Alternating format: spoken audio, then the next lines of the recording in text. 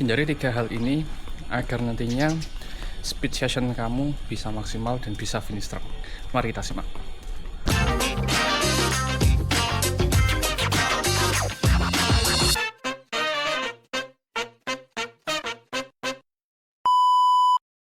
Ya, sedikit bercerita ya.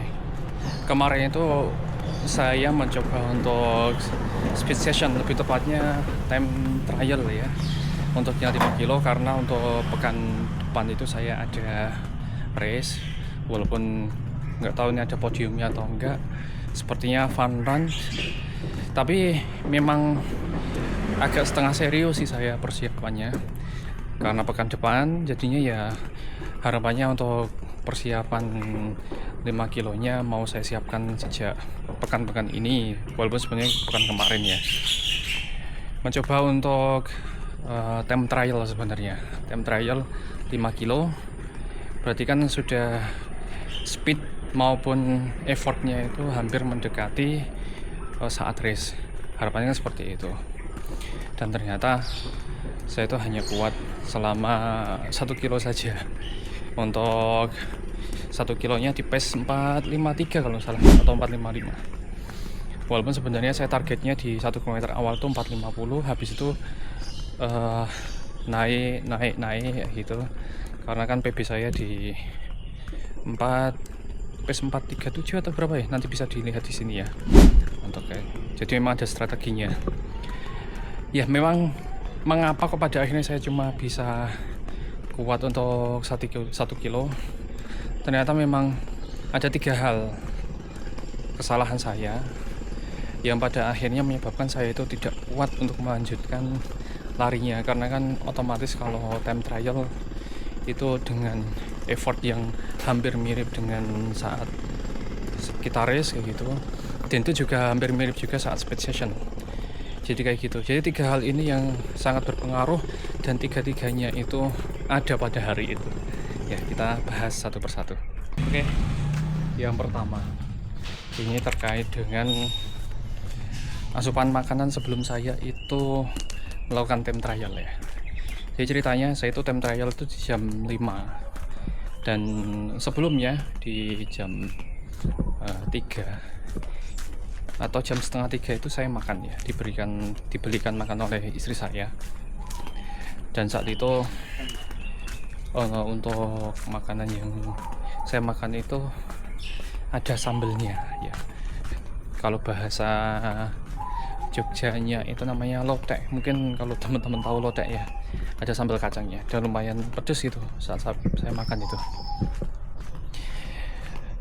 Di jam 4 sampai dengan jam setengah 5 itu ya memang sudah ada reaksi di perut saya, sehingga walaupun seperti itu saya mencoba ikhtiar untuk saya ke kamar mandi ya, biar nantinya saat time trial itu tidak terlalu mengganggu. Tapi ya ternyata saat time trial, saat pemanasan di 1 kilo, saya kan sebelum time trial itu pemanasan dulu lari 1 kilo seperti itu. Ternyata udah agak mulai mulus itu. Tapi mungkin saya itu masih berpikiran karena kan barusan saya ikhtiar ke kamar mandi, mungkin juga setelah ini agak baikan ya gitu kan. Cuman ternyata saat saya sudah 1 km awal, mau ya 1 km lebih ya gitu kan, ya perut saya itu udah mulai bereaksi ya gitu kan, udah mulai gak nyaman dan mules kayak gitu. Dan akhirnya saya memutuskan untuk tidak melanjutkan time trialnya, dan saya melakukan untuk MAF training. Mungkin MAF trainingnya sebagai itu pengganti, tetap saya latihan di hari itu. Jadi mungkin ini hasil MAF trainingnya saya ya. Dapatnya 5 kilo, heart rate rata-ratanya 147 ya dalam 5 kilo itu. Jadi satu hal yang harus dihindari saat kita itu mau melakukan speed session atau time trial, apalagi nanti race kayak gitu kan, yaitu adalah sangat perlu dan sangat penting untuk kita perhatikan, jangan sampai kita itu makan yang pedes. Ya, ini pengalaman saya yang mungkin nanti juga jadi pengalaman teman-teman semuanya. Kalau bisa sih ya, makan sebelumnya itu mungkin ya 3 jam 4 jam sebelum time trial atau race kayak gitu, usahakan. Terus usahakan juga sudah buang air biar nanti tidak saat kita itu melakukan time trial atau speed sessionnya itu merasakan sesuatu hal yang tidak nyaman di perut. Jadi satu itu berkaitan dengan apa yang kita makan sebelum latihan. Oke, lanjut. Yang kedua terkait dengan istirahat. Di hari sebelumnya, ini kan kemarin hari Jumat saya time trialnya. Hari Kamis malam itu saya tidurnya itu kalau nggak salah sekitar jam 11. Bangun ya subuh. Jadi tidurnya itu baru 5 jam. Terus di hari Jumat itu juga saya itu capek sekali karena memang harus bolak-balik jemput anak dan belum istirahat. Seperti itu ya. Sehingga menyebabkan nih di dalam kepala saya itu juga cenut-cenut, bahasanya kayak gitu, seperti meminta untuk sore itu istirahat dulu ya, karena memang istirahatnya agak kurang kan. Maka saat saya mulai pemanasan ini agak cenut-cenut sebenarnya ya, kepalanya agak cenut-cenut, tapi tetap saya paksakan. Itu juga ternyata berpengaruh juga, walaupun heart rate saya itu saat time trial itu di 455 itu di 166 kalau nggak salah itu ya, itu belum mencapai batas VO2 max sebenarnya, masih di anaerobik. Cuman juga pengaruh juga, jadi kepala saya itu cenut-cenut dan akhirnya wah kayaknya sudah perutnya mules, kepalanya cenut-cenut kayak gitu. Itu sudah dua kombinasi yang luar biasa, sehingga di hari itu juga akhirnya cuma bisa 1 kilo untuk time trialnya ya. Itu pengalaman saya. Jadi usahakan kalau misalkan ya kita itu mau time trial atau mendekati race untuk mencoba kecepatan race kayak gitu, atau speed session untuk interval tempo, upayakan hari sebelumnya itu tidurnya cukup ya 6-7 jam. Terus di waktu yang sebelum kita itu mau latihan, kalau bisa ya juga jangan sampai kita itu punya tanda-tanda kecapean ataupun rasanya itu gimana ya, kayak pengen tidur ya gitu. Usahakan memang saat itu kita sudah tidurnya cukup. Itu pengalaman dari saya ya. Untuk yang ketiga, ini juga kombinasi sempurna melengkapi yang tadi itu. Sudah makannya pedas, istirahatnya kurang. Yang ketiga, ini saya juga kecapean dikarenakan sebelumnya sudah aktivitasnya lumayan tinggi. Ya bisa dibilang mendekati olahraga kardio lah. Karena aktivitasnya tinggi, heart rate-nya juga tinggi. Jadi kalau memang memungkinkan tuh saat kita tuh di hari H, saat kita tuh mau time trial atau race atau interval kayak gitu, upayakan untuk beberapa jam sebelumnya itu tidak melaksanakan aktivitas yang berat ya, yang nantinya itu memforsir tenaga, karena kan otomatis kita sudah terforsir tenaganya itu di beberapa jam sebelumnya. Nah ditambah kita time trial atau speed session, wah itu bakalan punya pengaruh yang amat luar biasa. Jadi seperti itu, karena memang saat itu saya sudah habis tenaganya di aktivitas saya yang sebelumnya.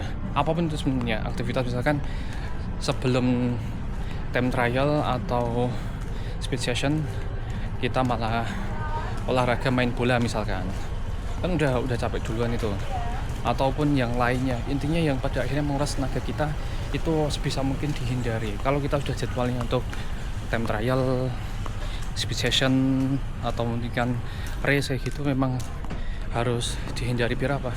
Biar kita fit sesuai dengan target waktu kita.